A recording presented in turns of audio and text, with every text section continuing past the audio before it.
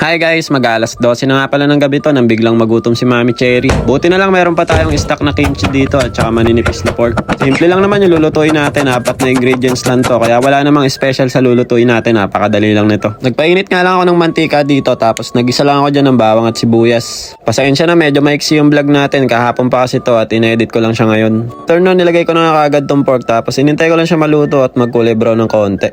Tapos nilagay ko na rin yung mga pampalasa dyan. Nilagyan ko ng paminta, konting asin at saka konting betchin. Mag-aalas 12 na nga ito ng gabi at nagutom nga kami ni Mami Cherry. Wala na rin masyadong laman yung rep namin. Hindi pa ako nakakapamalengke kaya ito na lang yung naisipan ko na i-midnight snack namin. Bale ito guys, luto na nga siya. Ganun lang kabilis lutuin. Siguro mga 10 minutes ko nga lang ito niluto. Nung naamoy na nga ni Bochog tong pork kimchi, ayan, gising pa rin si Bochog, naamoy niya yung ulam kaya nagpunta sa lamesa. Grabe ka naman dati, di ko naman naamoy yung ulam eh. Alis na nga ako dito, ang damat mo.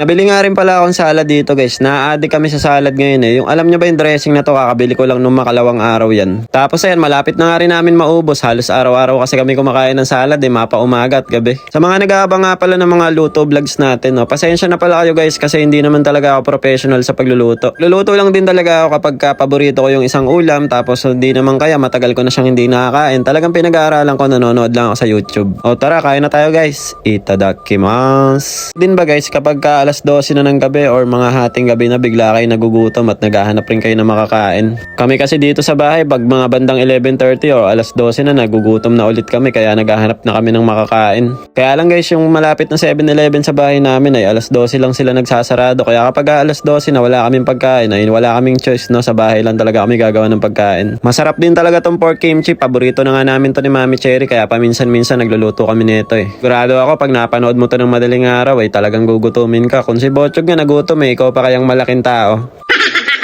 Mga agaw na nga ng pagkain niyan guys, tignan nyo naman, umahawak pa ng kutsara, no, pinaalis si Mami Cherry sa upuan. Ginutom kayo ni Bochog, no? Sige na, magluto na kayo ng pansit canton dyan or di naman kaya Lucky Me Beef. O paano guys, hanggang dito na lang muna. Kita-kits na lang ulit tayo next video. Diyan mata ne, arigato gozaimasu. Ngek ngek ngek. Bye bye.